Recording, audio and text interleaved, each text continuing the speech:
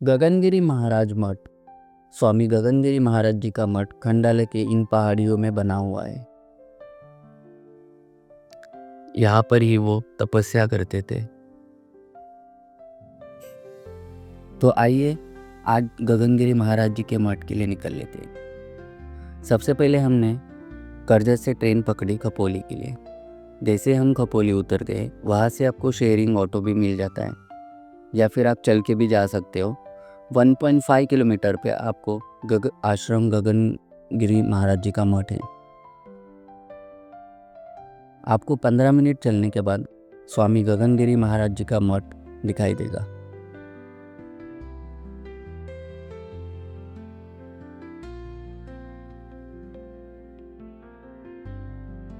पंद्रह मिनट में आप स्वामी गगनगिरी महाराज जी के मठ के यहाँ पे पहुँच जाओगे।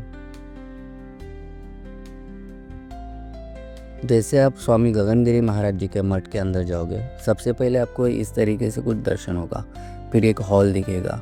इस हॉल में स्वामी गगनगिरी महाराज जी का आपको दर्शन होगा। इसी के बाजू में पातालगंगा नदी है। पातालगंगा नदी के बाजू में ही स्वामी गगनगिरी महाराज जी का आश्रम बना हुआ है।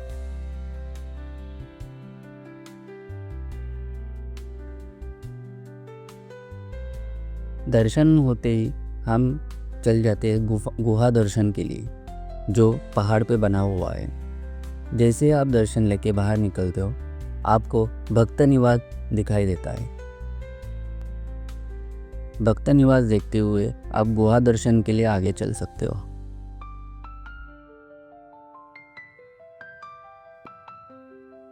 इसी रास्ते से हम गुहा दर्शन के लिए निकल पड़े।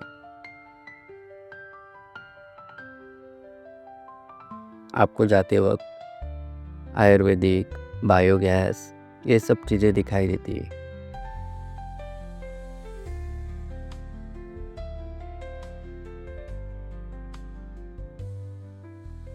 इसी गेट से आपको अंदर पहाड़ की ओर निकल लेना है।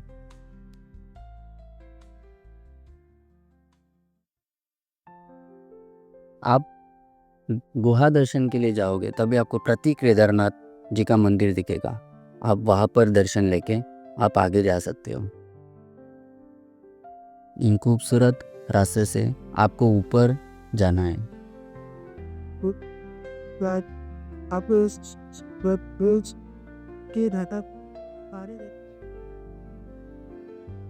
जैसे ही आप ऊपर पहुंच जाओगे, कुछ इस तरीके का वहाँ पर दिखाई देगा।